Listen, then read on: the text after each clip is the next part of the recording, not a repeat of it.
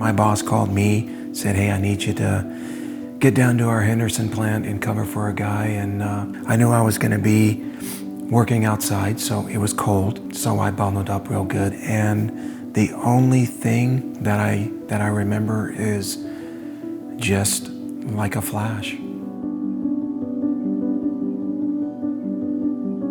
November 17th, 2015, I got a call from his boss, Brandon, which I thought was odd. Just wanted to let me know that Joe had been in an explosion at work. All I remember, just my head spinning, and grabbed all my stuff and headed to UMC. I remember his caseworker telling me, we're considering this a catastrophic injury. And I was just thinking, catastrophic? He had a lot of internal inhalation damage that really took over, and the burns became secondary at that point.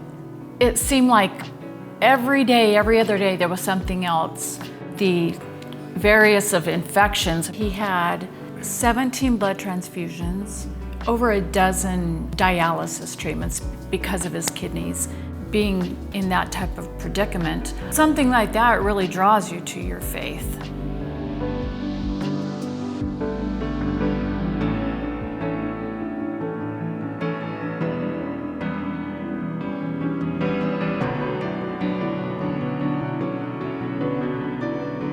And about, 5 months later, waking up, and I'm like a mummy, and I'm like, well, what's going on?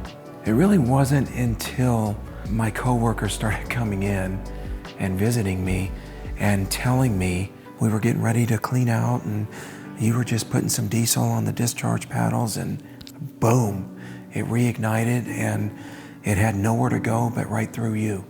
It basically blew me back, and it knocked me out. I was doused in diesel. So when the explosion happened, it caught me on fire. When I landed in the heat transfer fluid, I was unconscious. Somehow, this is where God comes in. I woke up. That's where TJ, the paramedic, found me. Their normal response time was roughly about 6.5 minutes, but they got to me in 3. And that 3 minutes could have saved my life. What are the odds of that? You know what I mean? That's God.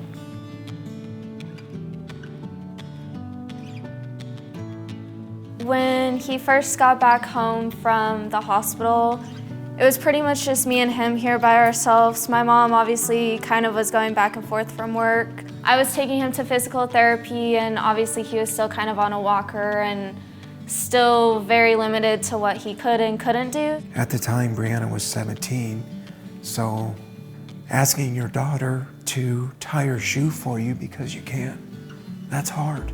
I'm a very, very independent guy. I always have been. I'm supposed to provide for her. I'm supposed to do that for her. I truly do believe he is a living miracle. I'm just glad I was able to be here, obviously, to help him and help support him through it all. I just had my 6-year anniversary of the accident. I went back to work. I run the plant where the accident happened. You know, and people kind of look at me with that look like, so you go to work every day at the place where this happened? And yeah, I look outside sometimes and reminisce, you know, and say, wow, right at the bottom of the stairs there's kind of where it almost ended. But no, here I am. I've always had this belief that at some point in time, everyone takes something for granted. I've done it, we've all done it. But when you go through something like this took it to just a different level. I pray every day that I want to be a better person. And what I mean by that is I want to be better through Christ. God had me from day one.